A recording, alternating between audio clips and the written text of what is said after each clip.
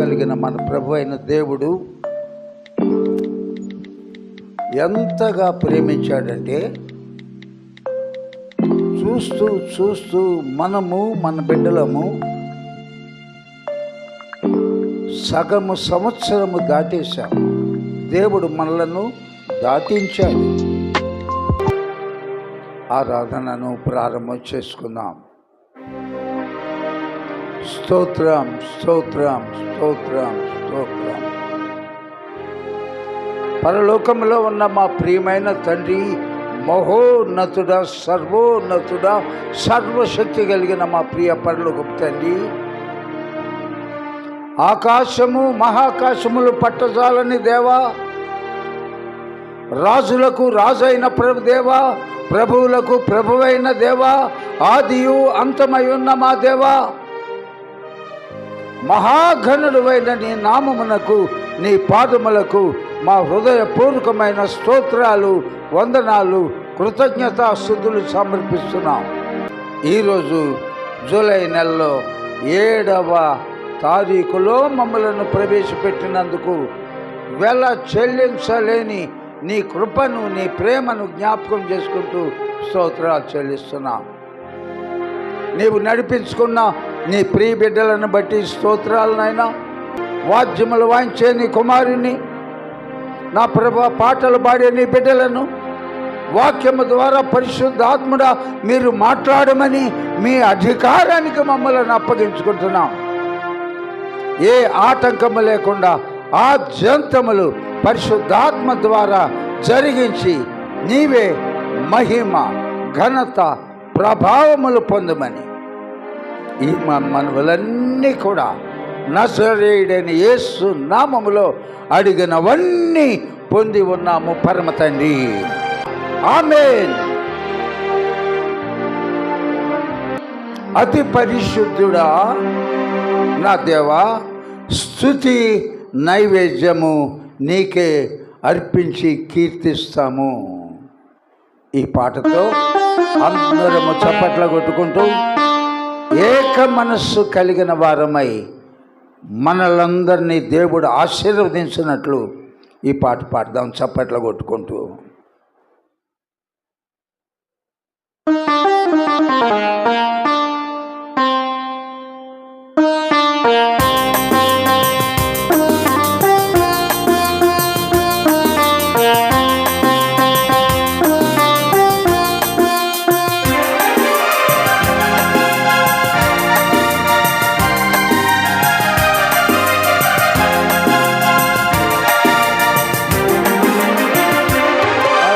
పరిశుద్ధుడా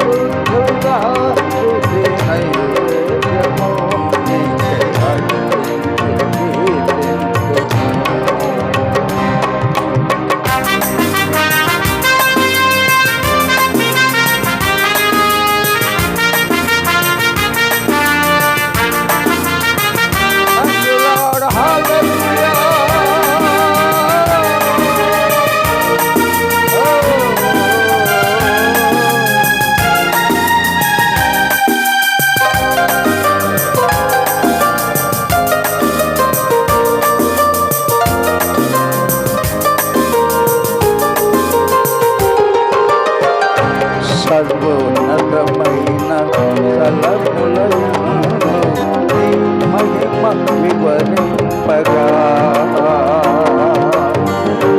ఉన్నతమైన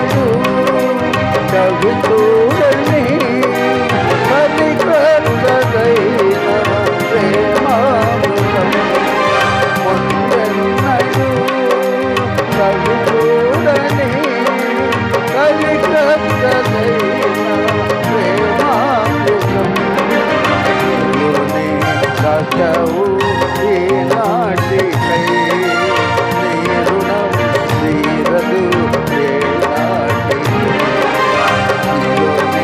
చాచవు ఈనాటికై నీ రుణం తీరదు ఏనాటికై అతి పరిశుద్ధుడా శుద్ధి నైవేద్యము నీకే కీర్తింతునా అతి పరిశుద్ధుడా శుద్ధి నైవేద్యము నీకే కీర్తింతునా నీవు నా తోడువై నన్ను దీవించగా నా తోడువై నన్ను నడిపించగా కోసమే ఆశ్రయమైన నా యేసయ్యా అతి పరిశుద్ధుడా శుద్ధి నైవేద్యము నీకే కీర్తింతునా అతి పరిశుద్ధుడా శుద్ధి నైవేద్యము నీకే కీర్తింతును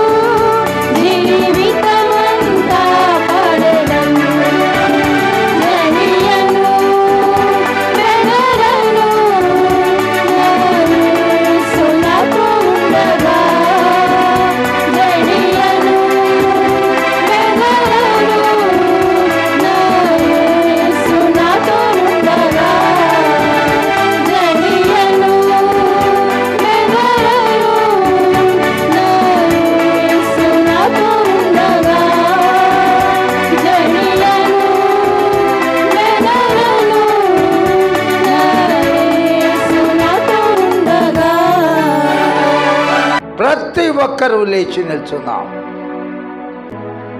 మందిరములో దేవుడు దయచేసిన మహాక్షేమమును బట్టి ఇన్ని సంవత్సరాల, ఇన్ని నెలల, ఇన్ని రోజులు మనలందరినీ సజీవులుగా ఉంచాడు. ఎందరో ఏ హాస్పిటల్కి వెళ్ళినా కిట్టలాడుతున్నారు. అనేకులు చచ్చిపోతున్నారు, యాక్సిడెంట్లలో చచ్చిపోతున్నారు, పొడుచుకొని చచ్చిపోతున్నారు, ఆత్మహత్యలు చేసుకొని చచ్చిపోతున్నారు. ఇప్పటి వరకు మనం బాగున్నాము అంటే కేవలము ఆయన కృప కనుక అందరము ఆకాశం వైపు చేతులెత్తి బిగ్గరగా స్వరాలతో ఆయన చేసిన ఉపకారాలు, ఆయన చేసిన మహత్కార్యాలు, ఆయన చేసిన అద్భుతాలు, ఆయన చేసిన స్వస్థతలు ఇవన్నీ జ్ఞాపకం చేసుకుంటూ బిగ్గరగా దేవునికి స్తోత్రాలు చెల్లిద్దాం. Praise the Lord. Thank you Lord. Hallelujah. స్తోత్రం స్తోత్రం. ప్రతి ఒక్కరు నోరు తెరవండి. కృతజ్ఞత.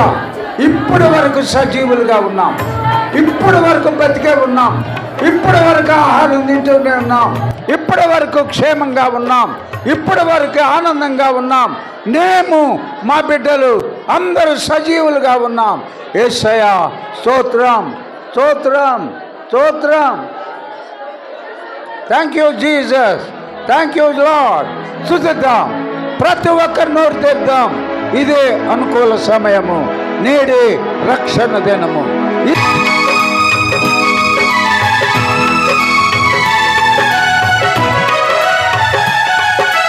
రాజాని సన్నిధిలోనే ఉంటానయ్యా, రాజాని సన్నిధిలోనే ఉంటానయ్యా,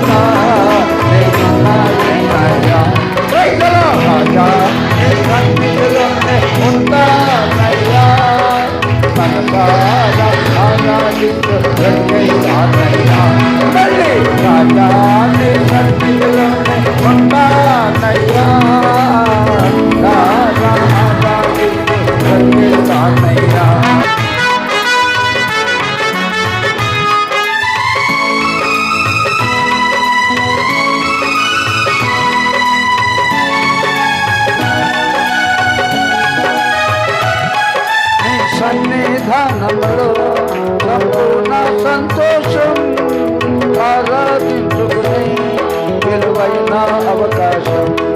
నీ సన్నిధానంలో సంపూర్ణ సంతోషం, ఆరాధించుకునే విలువైన అవకాశం. కోల్పోయినవన్నీ నాకు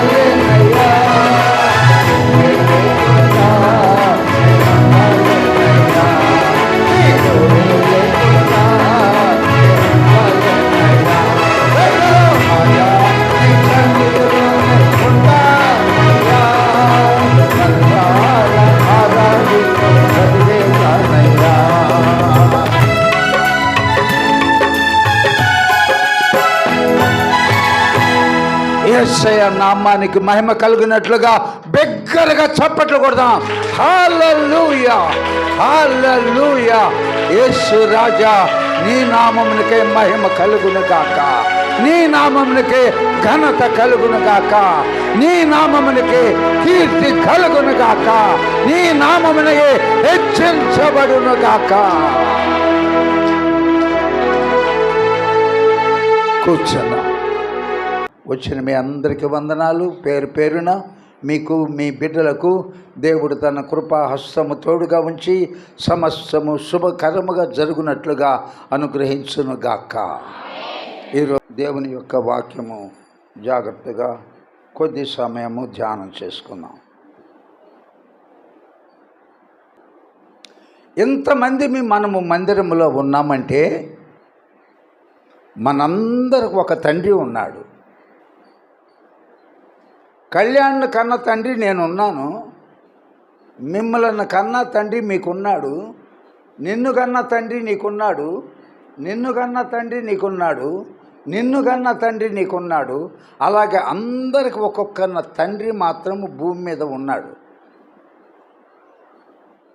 ఆయన ఏం చేయగలడు?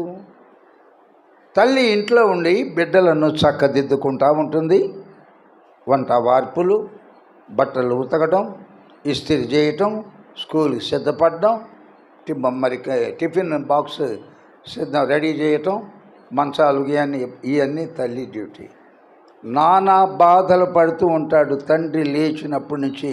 నా బిడ్డలకు బట్టలు ఎలాగా, నా బిడ్డలకు ఆహారం ఎలాగా, రోజు తోటకూరేనా, ఇంకేదైనా నా బిడ్డలు కోరుకుంటే ఇవ్వాలి అన్నప్పుడు ఫ్యాక్టరీలోనో, ఆఫీసులోనో, బ్యాంకులోనో, రైల్వేలోనో, ఆర్టీసీలోనో రకరకాలుగా ఉద్యోగాలు చేసి కొంత మట్టుకు ఎంత ఇచ్చినా కానీ మన కన్న తండ్రి ఒక గుప్పెలు మాత్రమే. ఎన్నో కోరికలు తీర్చలేడు తండ్రి.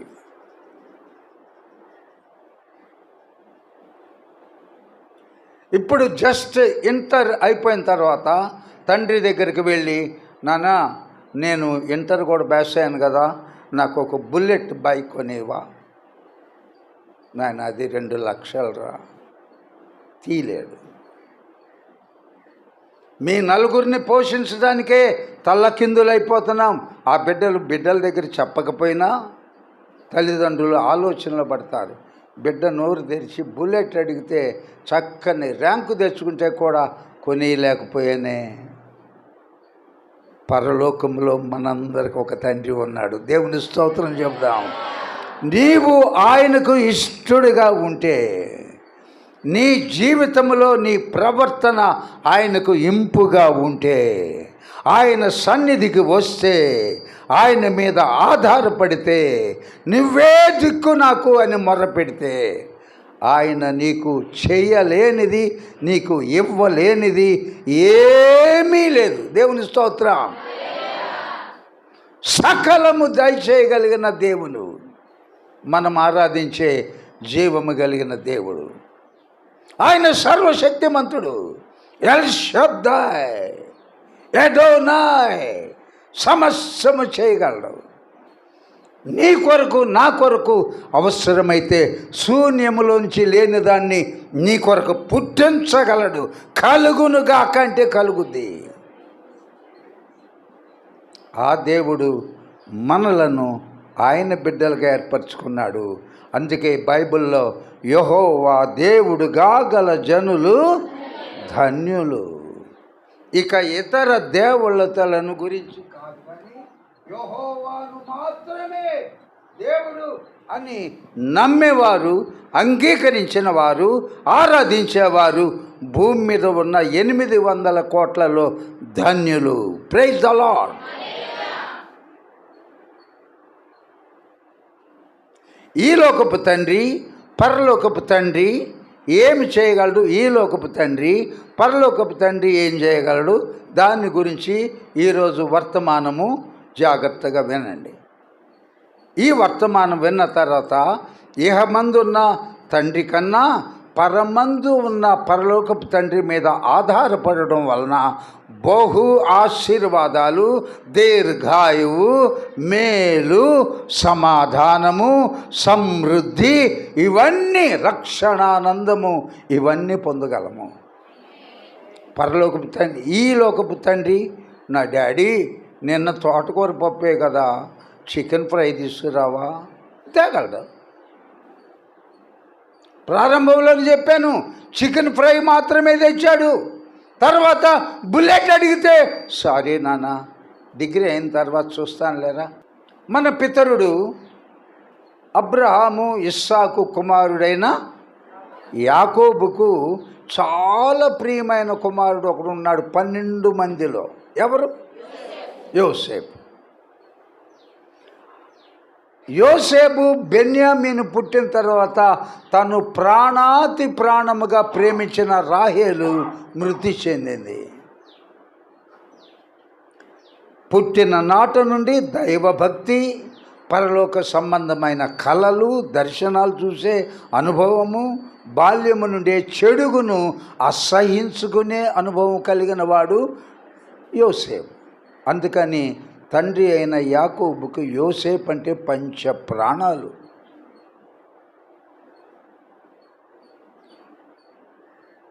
యోసేపు అంటే ప్రాణం. అందుకండి 12 మందిని కనినా యోసేపు చాలా మంచివాడు, సన్మార్గంలో నడుస్తూ ఉన్నాడు, దేవుని యందు భయభక్తులు కలిగి ఉన్నాడు, పరలోక సంబంధమైన కళలు కూడా వస్తున్నాయి, భవిష్యత్తులో చాలా గొప్పవాడు, ఆశీర్వదించబడతాడు అని యాకోబు నమ్మాడు. తల్లి లేని బిడ్డ కదా అని రంగుల విచిత్రమైన అంగీ కుట్టించాడంట. అంగీ ఆ దినాలలో ఒకడు విలువైన అంగీ కొన్నాడంటే రాచరికానికి గుర్తు. తెలియకుండానే యాకోబు నా కుమారుడు ఒకరోజు రాజు అవుతాడేమో అనుకున్నాడు. మనం అనుకుంటాం, మనం కూడా చాలా కలలు కంటాం, కళ్ళు మూసుకోగానే ఒక చక్కని కారులో ప్రయాణం చేస్తున్నట్లు, మధ్యలో ఆపి కూల్ డ్రింక్స్ తాగుతున్నట్టు, లేస్తే మనం మంచం మీదనే ఉంటాము, ఆ సైకిల్ తోటి మళ్ళీ ఇట్లా ఎక్కి తొక్కుంటా పోతాం. అటువంటి కళలు కాదు, పరలోక సంబంధమైన కళలు. ఆ కళలు తండ్రితో అన్నలతో చెప్పినప్పుడు తండ్రి అయితే హృదయంలో భద్రపరుచుకున్నాడు, అన్నలైతే వ్యసన పడ్డారు, తట్టుకోలేకపోయారు.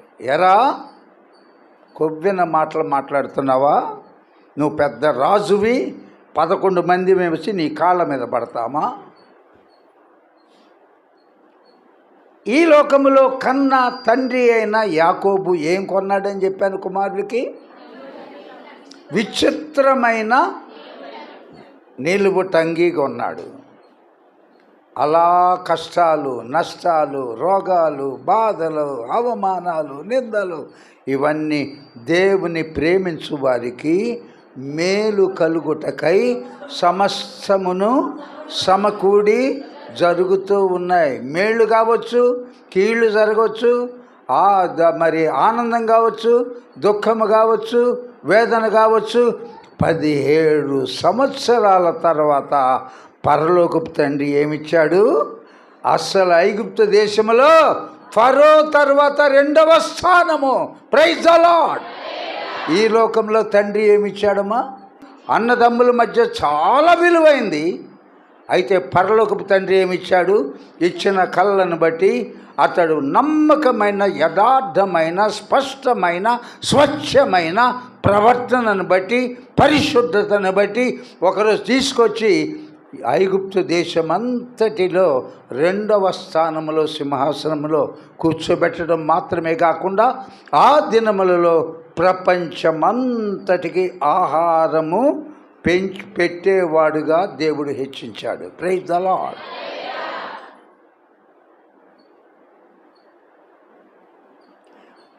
$430 సంవత్సరాలు అబ్రహాం సంతానము ఐగుప్తులో ఉన్నారు. అక్కడ ఏం తిన్నారు వాళ్ళు?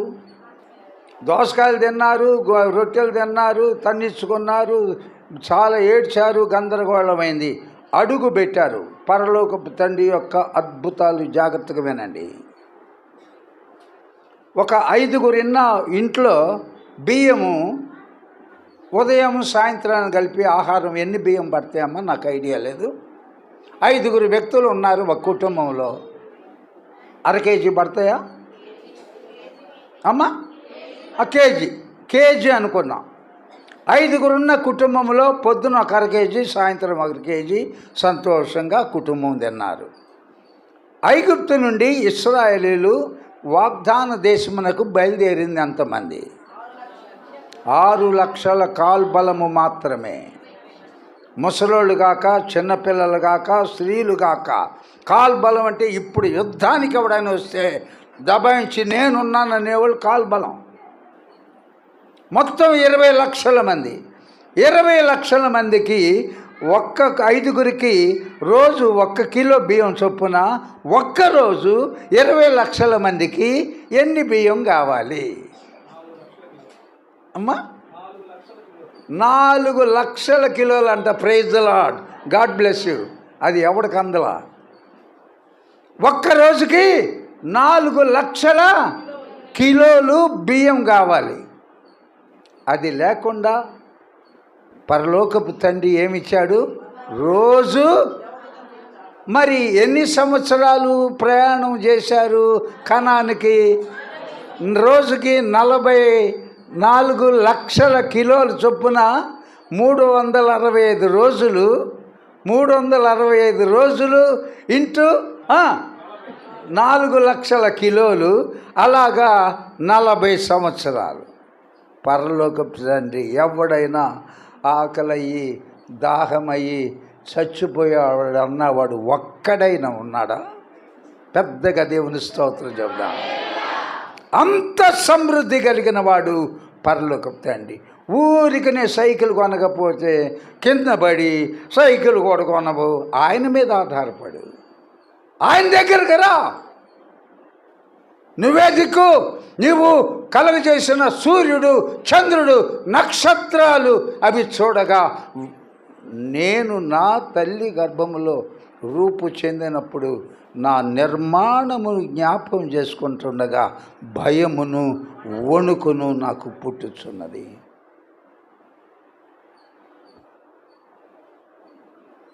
నీ శరీరంలో ఎన్ని అవయవాలు ఉన్నాయో నీకు తెలుసా? నువ్వు 4 బిడ్డలను కన్నావు కదా, నువ్వు 6 బిడ్డలు కన్నావు కదా.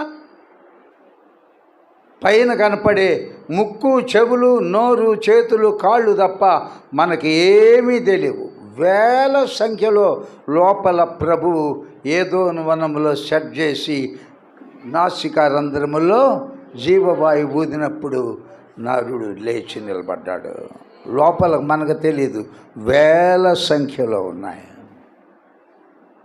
40 సంవత్సరాలు రోజుకు 4 లక్షల కిలోల చొప్పున 40 సంవత్సరాలు పోషించాడంటే ఆయన ఎంత మహా గొప్ప దేవుడు. మరి ఆయన మీద ఆధారపడవేంటి? అంతటి మహా గొప్ప దేవుని కలుపుకొని అమ్మో కడుపులు నొప్పి, అమ్మో నడుము వంగట్లేదు. ఆయన మీద ఆధారపడు, ఆయన మీద ఆధారపడు.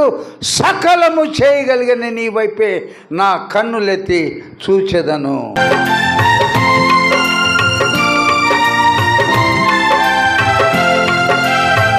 కలవరపడినే కొండల వైపు నా కన్నులెత్తుదునా. కొండల వైపు నా కన్నులెత్తి కొలువతో నేను కుమిలెదనా. కొలువతో నేను కుమిలెదనా. కలవరపడినే కొండల వైపు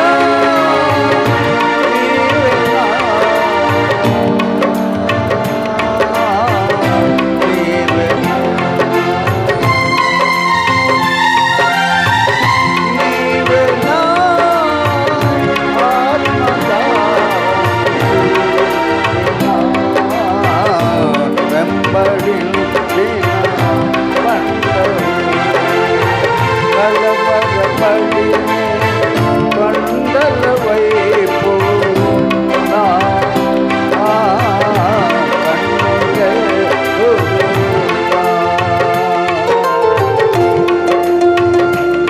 సర్వకృపానిధి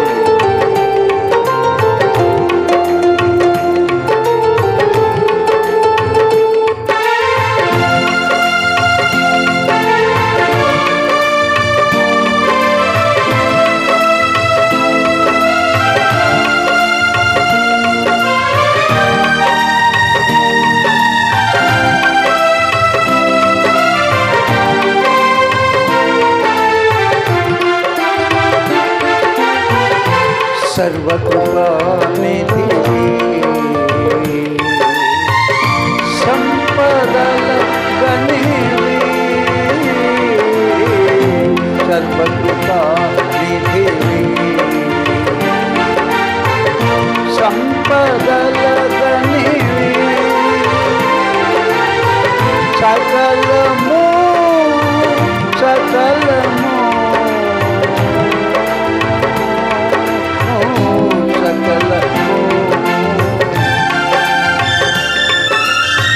సకలము చేయగలని వైనా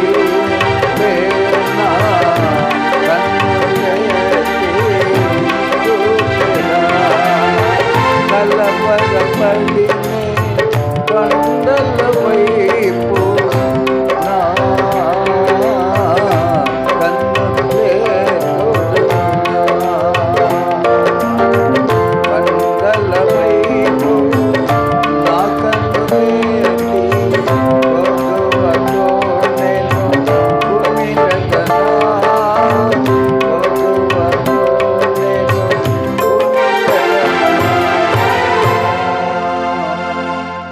సకలము చేయగలిగిన దేవునిని మనం ఆరాధిస్తూ సకల సంపదలకు గని అయిన దేవుణ్ణి మనము ఆరాధిస్తూ అది లేదు ఇది లేదు నువ్వు ఆయనకి ఇష్టురాలిగా బ్రతికితే నీవు దేవునికి ఇష్టడుగా బ్రతికితే సకలము చేయగలిగిన దేవుడు మనకున్నాడు. దేవుని స్తోత్రం. యోసేపు అన్నదమ్ములు ద్వేషించిన, నీరు లేని బావిలో పడవేసిన, కొట్టిన, చచ్చిపోయాడని రక్తపు మడుగులో అంగి ముంచి ఇచ్చిన, వారు వ్యాపారస్తులు కొన్న, పొతిఫర్ ఇంట్లో శిక్ష అనుభవించిన, చెరసాలలో వేయబడిన తన దేవుడేమై ఉన్నాడో ఎరుగును గాక ఆయన మీదనే తొణకక బెణకక నిందలు వేయక ఆధారపడి ఉన్నాడు. ఒకరోజు రానే వచ్చింది. నీ జీవితంలో కూడా ఆశీర్వదించుటకు దేవుడు ఒక గడియ, ఒక సమయము నిర్ణయించి ఉన్నాడు. అప్పటి వరకు ఎన్ని బాధలున్నా యోసేపులాగా గురి కలిగి జీవించటం అలవాటు చేసుకున్నాం. ఇంకొక ఇన్సిడెంట్ చెప్తాను. ఆదికాండము 21వ అధ్యాయము. ఆదికాండము 21వ అధ్యాయము 14వ వచనము స్పష్టంగా ఎవరైనా చదవండి. కాబట్టి తెల్లవారినప్పుడు అబ్రహాము లేచి ఆహారమును నీటి తిని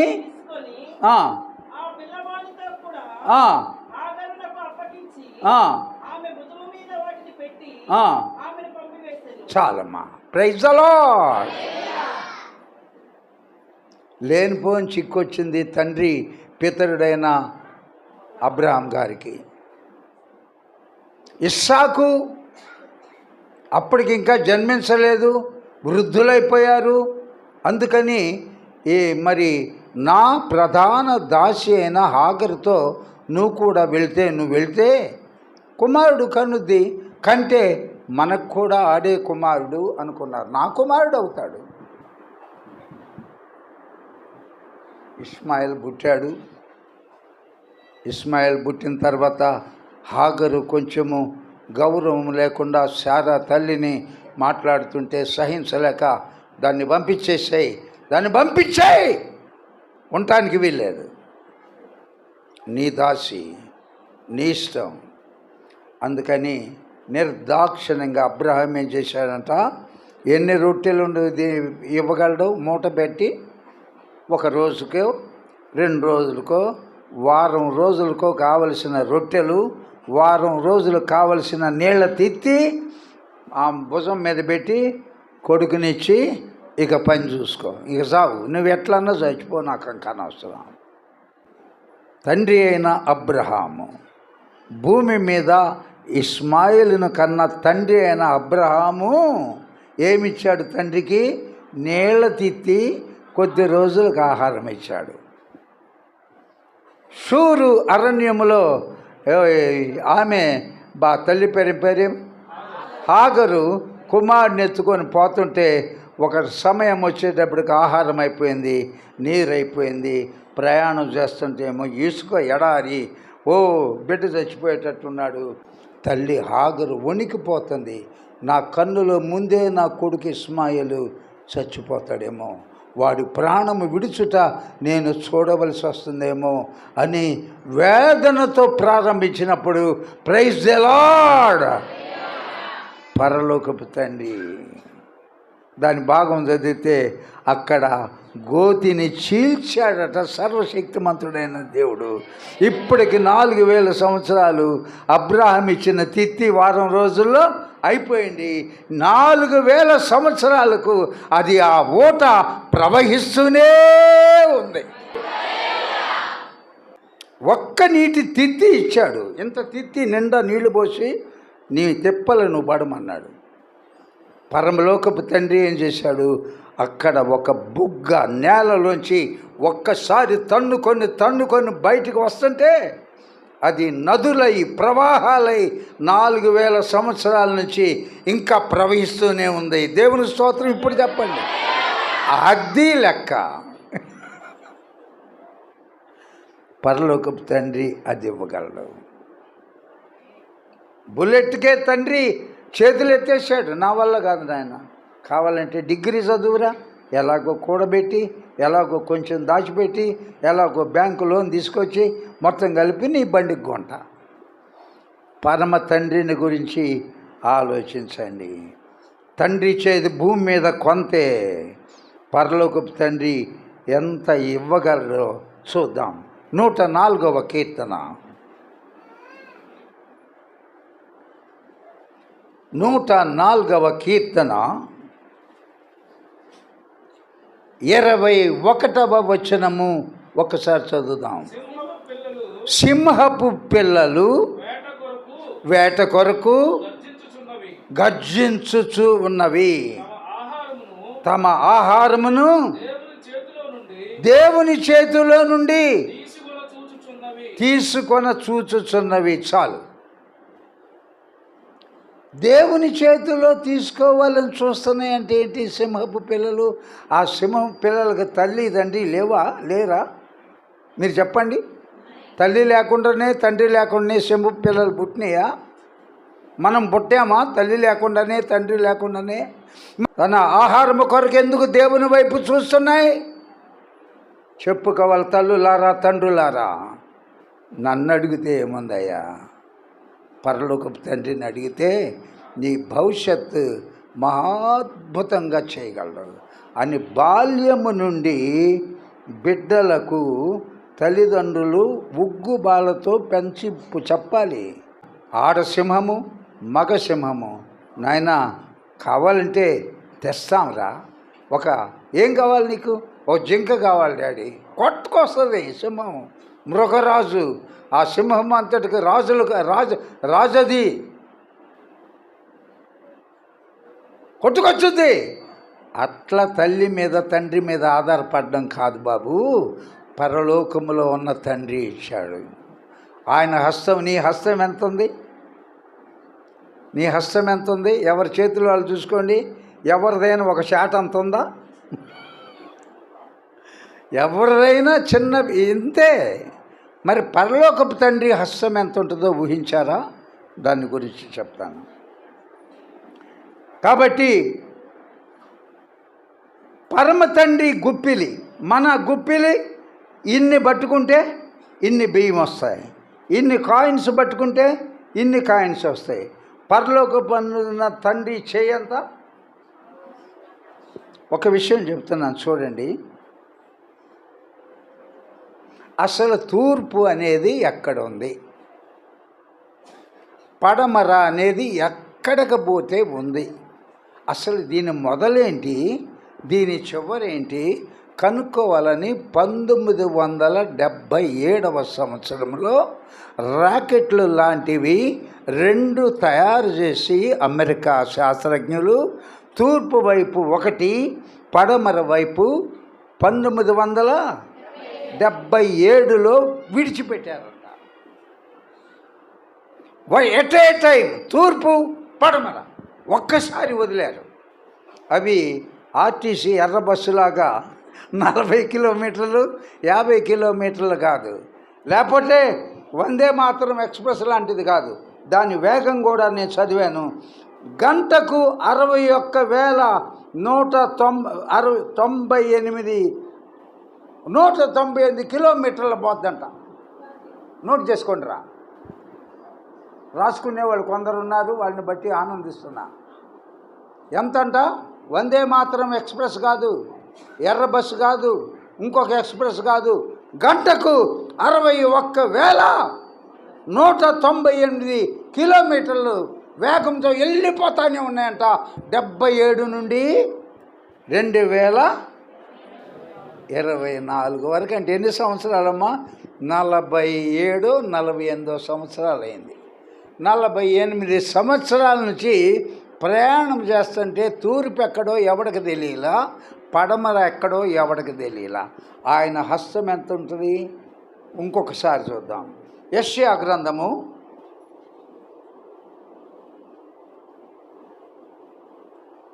40వ అధ్యాయము 12వ వచనము.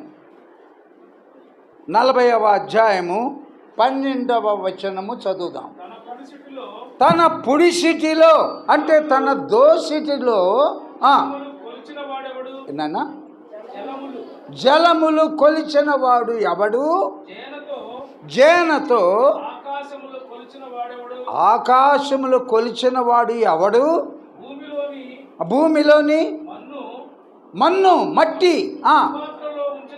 కొల పాత్రలలో నిలవ ఉంచిన వాడు ఎవరు?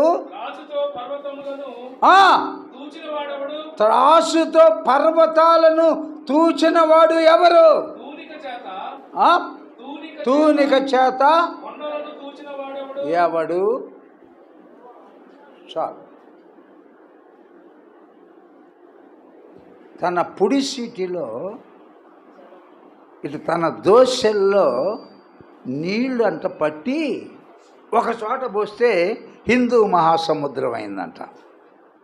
ఇంకొకసారి దోశలో పెడితే అరేబియా మహాసముద్రం అయిందంట. దోశలే ఒక దోశతో నీళ్ళు ఒక చోట పోస్తే బంగాళాఖాతం అయిందంట. ఒక చోట దోశ పోస్తే గంగా నది అయిందన్నమాట. ఇంకొక చోట పోస్తే పసిఫిక్ సముద్రం అయిందన్నమాట. తన దోశతో తన పురుషుడితో నీళ్లను కొలవగలిగిన ఆ దేవుణ్ణి నిజంగా నువ్వు తెలిస్తే ఒక్క ప్రార్థన కూడా మానవమ్మా. ఆయన ఎవరో నీకు తెలియక ఏవేవో పిచ్చి సాకులు బ్రతికే 70-80 సంవత్సరాలకి. ఆయన నిజంగా ఆయన పుడిసిటి ఆయన దోశ ఎంత ఉందో చూడండి. ఒక్క దోశతో పోస్తే హిందూ మహాసముద్రమైంది, అరేబియా సముద్రమైంది, రకరకాల పసిఫిక్ సముద్రం, ఆర్కిటిక్. మహాభయంకరుడైన దేవుణ్ణి మనం ఆరాధిస్తున్నాం. ఎంత మహా గొప్పవాడో, అంత కృపా కనికరములు కలిగిన వాడు. దేవుని స్తోత్రాలు చెల్లిద్దాం. తర్వాత మాట ఏంటి నాయన? తర్వాత పుట్టి సీట్ తర్వాత జనతో ఆకాశమును కొలిచిన వాడు.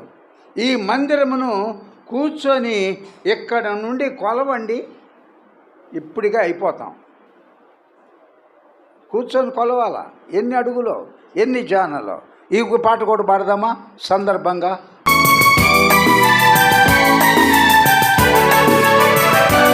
ఆకాశ గగనాలను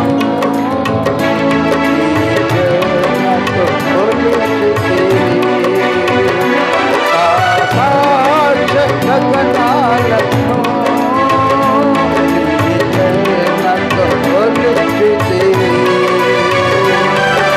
జలములో ఈ భూమిని వేలాడ తీసిన నా యేసయ్యా, పుణ్యములో ఈ భూమిని వేలాడ తీసిన నా యేసయ్యా, నీకే వందనం, నీకే వందనం, నీకే వందనం, నీకే వందనం.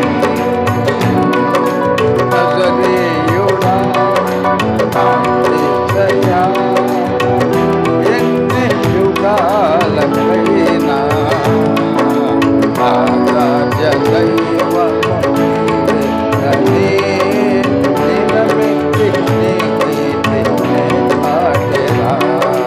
నజరేయుడా నా యేసయ్యా. ఆకాశములు నీ జానతో కొలిచాడంట దేవుడు. ఆకాశములు మహాకాశములు పట్టజాలని దేవుణ్ణి మనము ఆరాధిస్తున్నాం. అందుకే మనం ధన్యులం. యెహోవా దేవుడు కాగల జనులు ధన్యులు, కోట్ల మంది ఉండగాక మనము మాత్రమే ధన్యులం. ఆయన రక్తములో కడగబడి ఆయనతో సహవాసం చేసి అపోస్తుల బోధ యందు, సహవాసమందు, రొట్టె విరుచుట యందు, ప్రార్థన యందు ఏడతెగక ఉండేవారి పేర్లే జీవ గ్రంథంలో వ్రాయబడ్డాయి. ఎవ్వని పేరు అందులో లేదో వాడు అగ్నిగుండములో పడద్రోయబడును. ఓ మానవుడా, నీ గతి ఏమవునో తెలియనా? ఇష్టం వచ్చినప్పుడు వస్తున్నావా ప్రార్థనకి? ఇష్టమైతే వస్తున్నావా? కష్టమైతే మానేస్తున్నావా? అన్నీ ఆయన ఇచ్చినవి తింటూ ఒప్పుకోడు. కాబట్టి ప్రియమైన దేవుని బిడ్డలారా, పర్వతం మీద ఎంత మట్టి ఉంటుందో చూసారా? అంతంత పెద్ద పెద్ద ఇంత భవనం లాంటి ఈ రాళ్ళు ఉన్నాయి. ఎవరు పేర్చారు? ఏ క్రేనులతో ఎవడు పెట్టాడు, ఎత్తిపట్టాడు? ఎవడు మొక్కలు నాటాడు? ఎవడు గడ్డి పెంచాడు? అక్కడ తూనికతో కొండలను పర్వతములను తూచిన వాడెవడు? ఆయన మీద ఆధారపడితే నీ తండ్రి బుల్లెట్ కొని లేకపోయాడేమో. పరమ తండ్రి అయితే కారులే కొనిచ్చగలడు. Praise the Lord. నీ తండ్రి గంజన్నం పెట్టాడేమో స్తోమత లేక. పరలోకపు తండ్రిని ఆశ్రయిస్తే నిరంతరము నిత్యానందమే. యెహోవా నా కాపరి, నాకు అస్సలు లేమీ లేదు. ఎందుకంటే నేను ఆయన మేపుతున్న గొర్రెను. యేసయ్యే నాకు మంచి కాపరి. ఆయన నన్ను జాగ్రత్తగా పచ్చిక బయలు చెంతగా తీసుకువెళ్తాడు. పనికి మాలిన ఎండుగడ్డి పెట్టడు.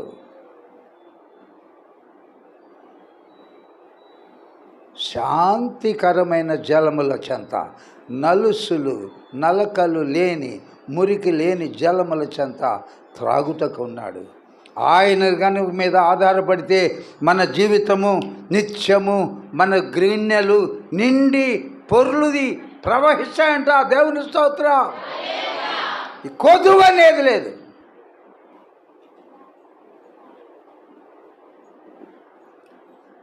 కాబట్టి పరలోకపు తండ్రి మీద ఆధారపడదాం. కాబట్టి కీర్తన గ్రంథంలో కూడా యెహోవా హస్తములో నిత్య సుఖములు కలవు. యెహోవా మందిరమునకు వెళ్ళుదుమని జనులు నాతో అనినప్పుడు నేనెంతో ఆనందించేదని దావీదు అంటున్నాడు 122వ కీర్తనలో. దుష్టుడైన అపవాది కట్ల చేత మిమ్మల్ని బంధించాడు. ఆ కట్లలో ఉన్నారు. ఆ కట్లు దేవుని దగ్గరకు వచ్చినప్పుడు తెగిపోవునుగాక. రావాలి. మట్లాదివారం అప్పుడు మీరు ఆ గ్రామానికి వెళ్ళండి. అక్కడ కట్టబడిన గాడిద పిల్లయు మీకు కనబడు. దానిని విప్పి తీసుకొని రండి. ఎందుకు అలా చేస్తున్నారు? ఇది ప్రభువునకు కావాలి. నువ్వు కావాలి ప్రభువుకి. నీకు సమస్య ఇస్తుంది. తిని ఇంట్లో సుఖంగా పడుకోమని కాదు, దేవునికి నువ్వు కావాలట. యోసేపును గురించి చెప్పాను. ఈహలోక తండ్రి ఏమిచ్చాడు? విచిత్రపు నిలువుటంగి ఇచ్చాడు. పరలోకపు తండ్రి ఏమిచ్చాడు? మహా గొప్ప అత్యున్నతమైన సింహాసనము, ప్రపంచ దేశాలన్నిటికీ ఆహారము పెట్టే 2వ స్థానములో యోసేపును కూర్చోబెట్టాడు. ఆ తర్వాత ఏం చెప్పాను?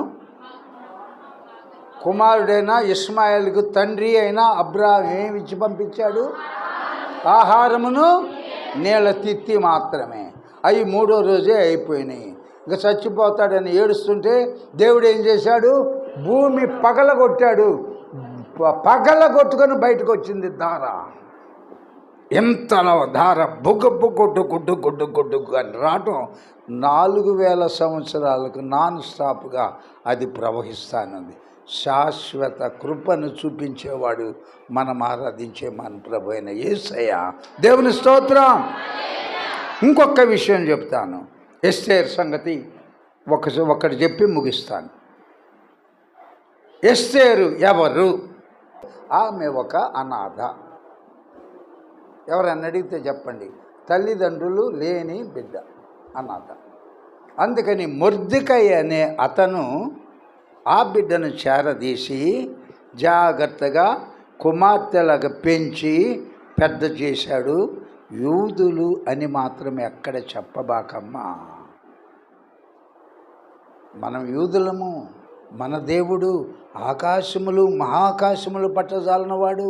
ఆయన సర్వశక్తిమంతుడు, సకలము చేయగలడు. జాగ్రత్త.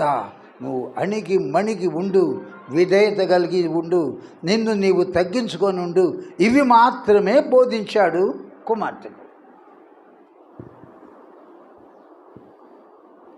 పరమతండ్రి ఏం చేశాడో తెలుసా? ఆమె యొక్క ప్రార్థన జీవితము, ఆమె యొక్క పవిత్రమైన జీవితము, ఆమె నిర్దోషముగా బ్రతుకుతున్న జీవితము, ఆమె నిందారహితంగా బ్రతుకుతున్న జీవితమును చూచిన పరలోకపు తండ్రి ఉండి ఆర్ఫన్గా, దిక్కులేంది, ఆర్ఫన్ తెలుగులో ఉంటారు, అనాథగా ఉన్న ఆమెను 127 సంస్థానాల మీద రాజుగా ఉన్న అహష్వేరోషు ముద్దుల భార్యగా చేశాడు ఆమెను పెద్దగా. ఇంకొకసారి ఆమె నేను రాణినయ్యాను, యూదులు ఎవడో, ఆఫ్టర్ ఆల్ వాడెవడో ఈడెవడన్లా 127 రాజ్యాల్లో తన ప్రజలకు ఆపద కలిగిందంటే 3 రోజులు ప్రాణం పోయినా పర్వాలేదని ఉపవాసం ఉండి, అనుమతి లేకపోయినా రాజు దగ్గరికి వెళ్ళి ప్రధాన శత్రువైన హామాను నీ ఉరి తీసేటట్టు చేసింది. తండ్రి అయిన మొర్దెకై ఏమి ఇవ్వగలిగాడు? బాల్యంలో ఇప్పుడే కదా చెప్పాను, తల్లిదండ్రులు లేని బిడ్డలకి ఏమి ఇచ్చి ఉంటాడు? తండ్రిగా ఆహారం ఇచ్చి ఉంటాడు, వస్త్రాలు కుట్టించి ఉంటాడు, జాగ్రత్తగా పెంచి ఉంటాడు టైంకి. పరలోకపు తండ్రి ఏం చేశాడు? 127 రాజ్యాల మీద మహారాణినిగా చేశాడు. ఒక్కరోజే యూదులందరూ చచ్చిపోకుండా అందరు కలిసి అక్కడి దేశస్తుల్ని చంపేసేటట్టు ఆజ్ఞ జారీ చేయించింది ఎస్తేర్. నీ బిడ్డలు అలా ఉండాలనుకుంటున్నావా? బాలుడై ఉన్న దినములలోనే వానికి నేర్పించము, అప్పుడు పెద్దవాడైనప్పుడు వాడు తన మార్గమును తొలగిపోడు. మరొక్కసారి గుర్తు చేసి ముగిస్తా. మొట్టమొదటి వ్యక్తి ఎవరు? యోసేపునకు తండ్రి అయిన యాకోబు ఏమిచ్చాడు? ఎంత ఇవ్వగలిగాడు? ఒక్క విచిత్రపటి అంగీ మాత్రమే ఇచ్చాడు. అక్కడ ఉన్నంతకాలం ఆహారం పెట్టాడు. 17 సంవత్సరాలు చాలా శ్రమలు, చాలా ఇబ్బందులు, చాలా అవమానాలు, చాలా నిందలు, చాలా కన్నీరు.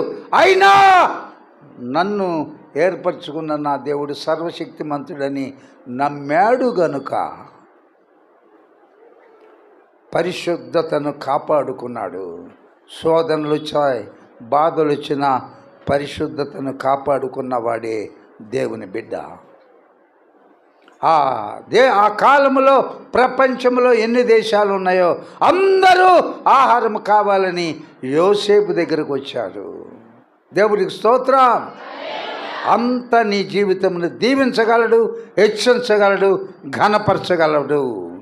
ఆమేన్. నన్ను ఘనపరచు వానిని నేను ఘనపరిచెదను, నన్ను తృణీకరించేవాళ్ళు ఈరోజు ఇప్పుడు గురువారం, శుక్రవారం, శనివారం ప్రార్థన లేదు, ప్రార్థన లేదు ఫూ అంటాడు ప్రభు. ఒకరోజు మిమ్మల్ని కూడా దేవుణ్ణి తృణీకరిస్తున్నావా, నిన్ను కూడా ఆయన తృణీకరిస్తాడు. ఆయనను ఘనపరిచావా యోసేపులాగా, ఆయన నిన్ను ఘనపరుస్తాడు. రెండో వ్యక్తి ఎవరు? ఇస్మాయిల్. హాగరు భుజం మీద నీళ్ళ తిత్తిపెట్టి కొన్ని రొట్టెలు పెట్టి, ఇక ఎలాగైనా నాకు సంబంధం లేదు, చేయి దులిపేసుకున్నాడు. పరమ తండ్రి నేటికి ఇశ్రాయేలీలో 12 గోత్రాలలాగో ఇస్మాయిలీలో 12 రాజులు నీ గర్భంలోంచి పుడతారు. వాళ్ళకి వీళ్ళకే వాళ్ళ వల్లనే చివరికి 3వ ప్రపంచ యుద్ధం కూడా రాబోతుంది. ఆరి వల్లనే ఆ 12 మంది, ఈ 12 మంది. అయితే 12 మంది కలిపి ఇశ్రాయేలీలు, ఈ 12 మంది కలిపి అరబ్బులు లేక ఇష్మాయేలీలు. వారిద్దరు తన్నులాట వల్లనే 3వ ప్రపంచ యుద్ధం వస్తుంది. అది కూడా అతి త్వరలో రాబోతుంది. ఆంధ్రప్రదేశ్లో పరిస్థితులు అందరూ చూస్తున్నారు కదా, రాకడ సమయము. కాబట్టి ప్రియమైన దేవుడి బిడ్డలారా, మనము అడిగే పరమ తండ్రి మనం కూడా ఇస్తాడు అని చెప్తున్నాను కదా. ఎప్పుడు? ఆయనకి ఇష్టమైన బిడ్డలుగా జీవించినప్పుడు. డాడీ, వాళ్ళ అబ్బాయి రోజు 5 స్టార్ చాక్లెట్ బార్ తీసుకొని రోజు మధ్యాహ్నం ఒకటి, రాత్రి ఒకటి, పొద్దున ఒకటి ఇట్లా తింటున్నాడు. నువ్వు ఏమో నాకేమి ఇయట్లేదు, నువ్వు చక్కగా చదువుకో, అన్నిట్లో 90% మార్క్స్ తెచ్చుకో. రోజు వాడు ఒకటి తింటున్నాడు చాక్లెట్, నేను 2 ఇస్తా. దేవుని స్తోత్రం చెప్దాం. పరలోకపు తండ్రికి ఇష్టలుగా మనం బతికితే ఆయన మామూలు గుప్పిలు కాదంట.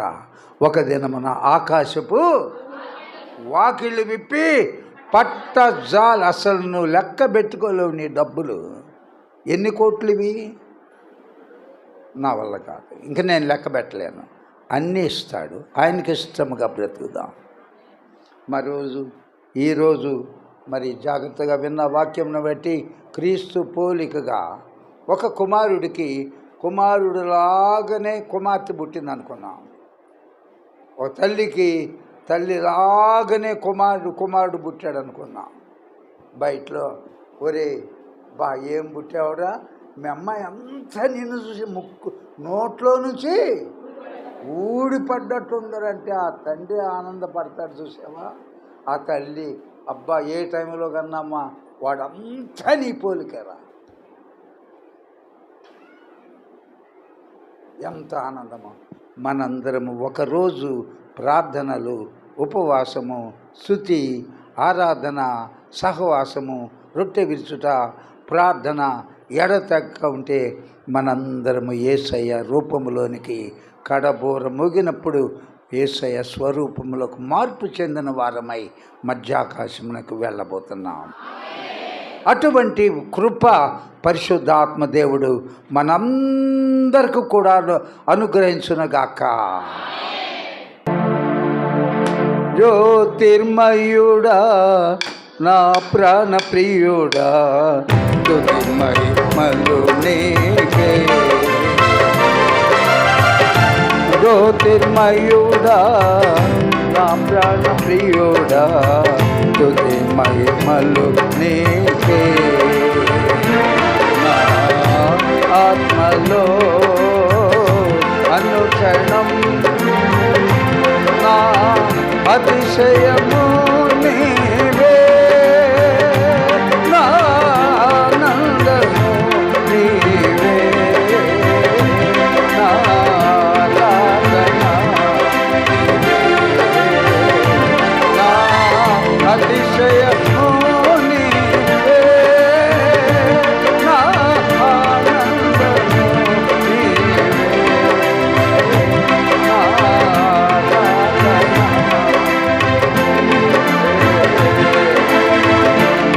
జ్యోతిర్మయుడా నా ప్రాణ ప్రియుడా, స్తుతి మహిమలు నీకే.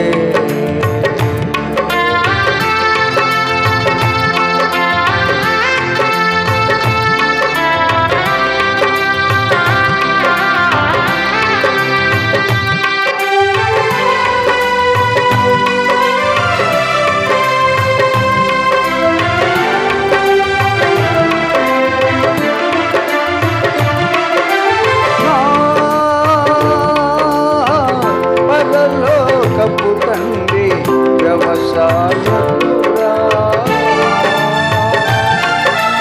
నా పరలోకపు తండ్రి వ్యవసాయకుడా, నీకిష్టమైన నీతో నన్ను అంటుకట్టి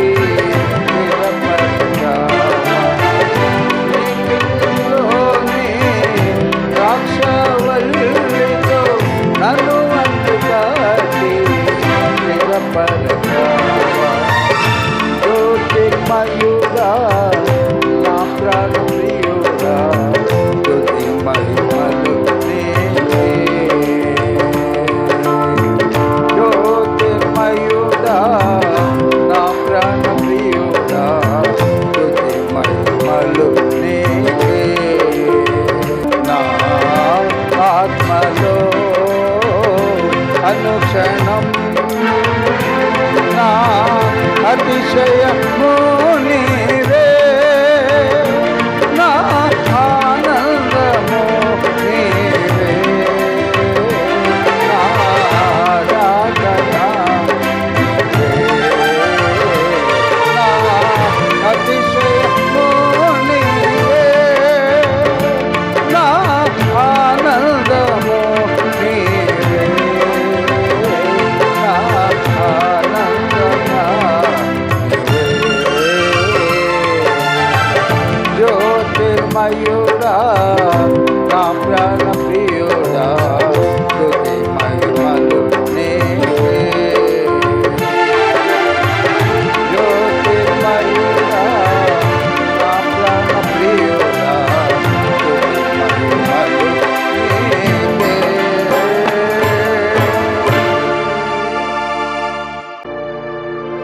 పరిశుద్ధుడైన మా ప్రియ పరలోకపు తండ్రి, ఆకాశములు మహాకాశములు పట్టజాలని దేవా, సర్వశక్తిమంతుడా, ఆకాశమును జ్ఞానతో కొలిచినవాడా, పర్వతములను తూనికలో తీసినవాడా, భూమిని శూన్యములో వేలాడదీసిన మహోన్నతుడా, ఇశ్రాయేలు పరిశుద్ధ దేవా, యేసు క్రీస్తు పరిశుద్ధ నామములో నీ పాదముల చెంత నీ బిడ్డలమైన మేమందరము కూడి ఉన్నాం. సమాధానము సహవాసము నీతో ఉండుటకు మమ్మల్ని అందరితో మాట్లాడమని వచ్చిన నీ బిడ్డలందరి పక్షముగా వారి వారి హృదయ వాంఛలు తీర్చి శాంతితో సమాధానంతో సమృద్ధితో సంతోషముతో నింపి రక్షణానందముతో తిరిగి మా గృహాలకు పంపించమని సమస్త మహిమ ఘనత, ప్రభావములు నీకే ఆరోపిస్తూ ఈ మా మనవులన్నీ యేసయ్య నామములో అడిగినవన్నీ పొంది ఉన్నాము పరమ తండ్రి. మన తండ్రి అయిన దేవుని యొక్క ప్రేమయు, కుమారుడైన యేసు క్రీస్తు యొక్క కృపయు, ఆదరణకర్త పరిశుద్ధాత్మ దేవుని అన్యోన్య సహవాసము ఇది మొదలుకొని సదాకాలము తోడుగా ఉండును గాక.